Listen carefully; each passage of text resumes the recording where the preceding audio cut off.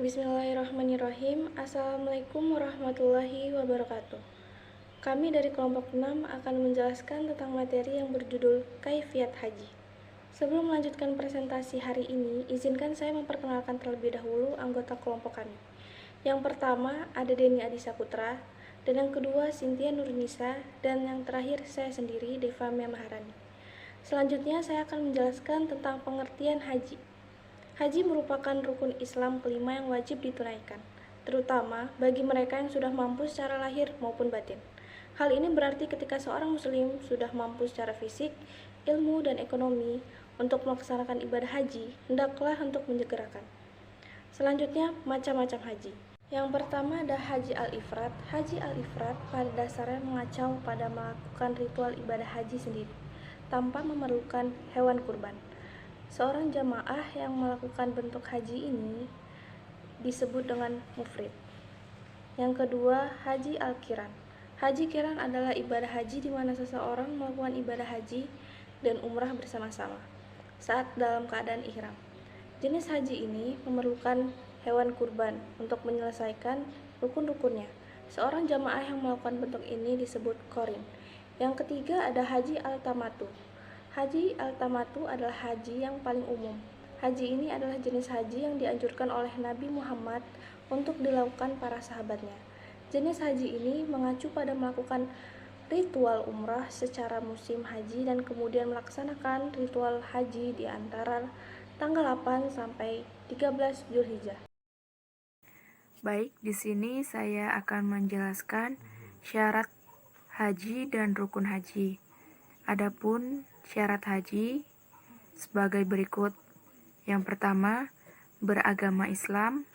Yang kedua, berakal sehat. Yang ketiga, sehat secara jasmani dan rohani. Yang keempat, balik mencapai usia dewasa. Yang kelima, merdeka, bukan seorang budak. Yang keenam, mampu baik secara fisik, mental, dan juga materi. Adapun rukun haji sebagai berikut.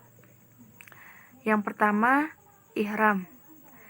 Ihram adalah nama yang diberikan untuk keadaan khusus, keadaan suci yang menandai dimulainya ritual haji untuk setiap jamaah. Yang kedua, wukuf.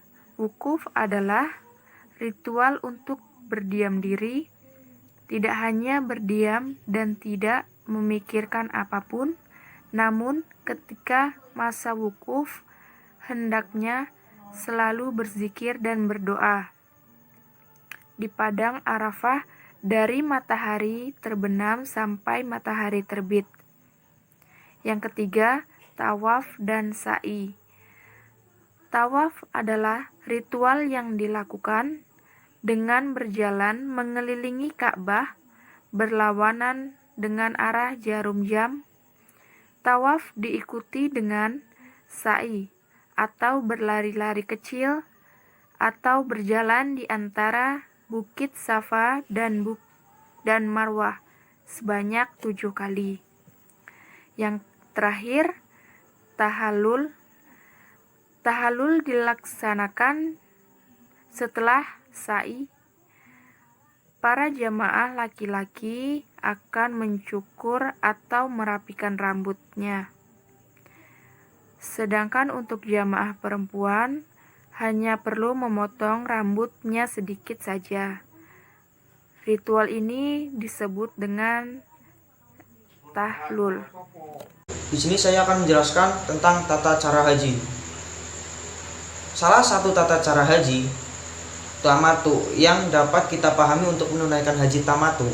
Yang pertama adalah ihram untuk ibadah umroh dari miqat. Yang kedua tawaf, yang ketiga sa'i, yang keempat tahlul dengan memotong rambut, paling sedikit 3 helai rambut. Yang kelima ihram untuk menunaikan haji. Yang keenam wukuf di Arafah. Yang ketujuh mabit di Muzdalifah. Yang kedelapan melempar jumroh Aqobah. Yang ke-9 tahlul awal. Yang ke-10 mabit di Mina saat hari tasyrik. Yang ke-11 melempar jumrah ula, wasto dan akobah di hari tasyrik. Yang ke-12 tawaf ifadah. Yang ke-13 sa'i. Yang ke-14 tahlul tasani. Yang ke-15 tawaf wada. Nah, jadi di sini untuk menunaikan ibadah haji atau ibadah haji tamattu itu ada 15 caranya. Selain memahami bagaimana tata cara haji tamattu, umat muslim juga perlu mengetahui kewajiban bagi jamaah haji tamattu adalah membayar dam. Nah, hal ini dilakukan sebagai syarat agar haji yang ditunaikan menjadi sah. Nah, di sini membayar dam itu adalah salah satu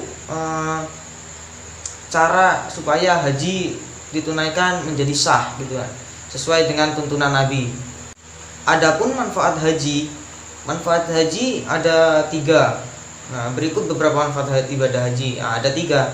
Yang pertama, meningkatkan rasa syukur kepada Allah Subhanahu wa taala. Yang kedua, menunaikan kewajiban bagi seorang muslim yang mampu. Dan yang ketiga, jamaah haji akan mengalami perubahan yang membuatnya jauh lebih baik.